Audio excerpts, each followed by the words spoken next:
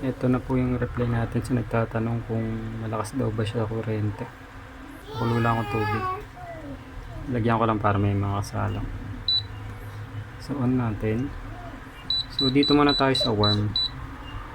So yan. Sa warm, yung stable niyang wattage is ipalagay natin 380.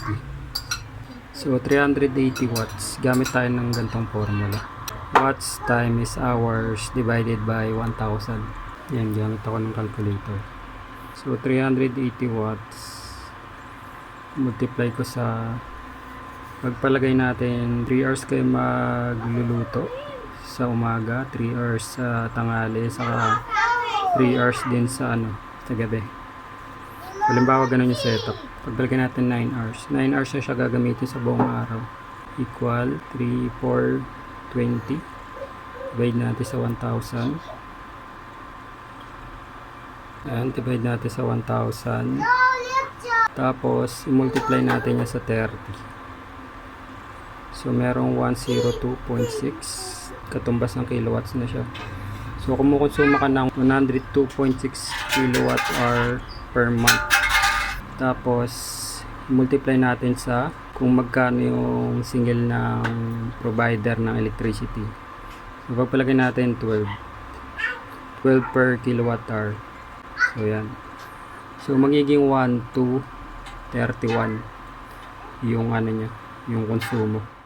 So, dito naman sa hotpot, kung mag-hotpot kayo. So, kumakain siya ng 1,875. So, 1,875 i-multiply natin sa 9. Gagamitin nyo siya ng 9 hours. So, 16,000.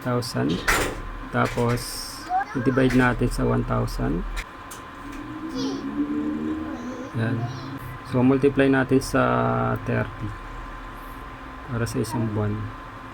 So, kumukonsumo kayo ng 506.25 kilowatt hours. Tapos multiply natin kung magkano yung single ng service provider.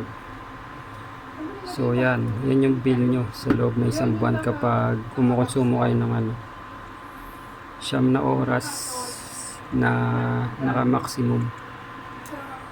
Yan lang siya kalakas. So yun lang, thank you po, sana nasagot. Ito pa yung ibang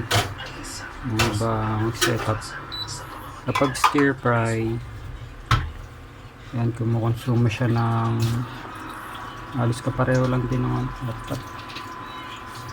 1,880. Yan.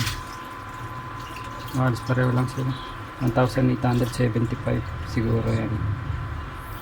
Tapos kapag barbecue naman, 1,715 watts. Tapos kapag stew, 1,323 watts. Tapos kapag soup 1,480. Ipalagay nyo. So yun, para makompute nyo yung konsumo nyo sa isang buwan, gamitin nyo na lang yung formula kanina, yung watts multiply by hours ng gamit, tapos i-divide sa 1,000 para makuha nyo yung kilowatt hours. Tapos i-multiply nyo naman kung ilang araw nyo siyang gagamitin ng ganun. Tapos kapag nakuha nyo yung sagot, yun yung total kilowatt hours sa loob ng araw na yun. Tapos i-multiply nyo sa singil ng kuryente. Yan. So yun, salamat.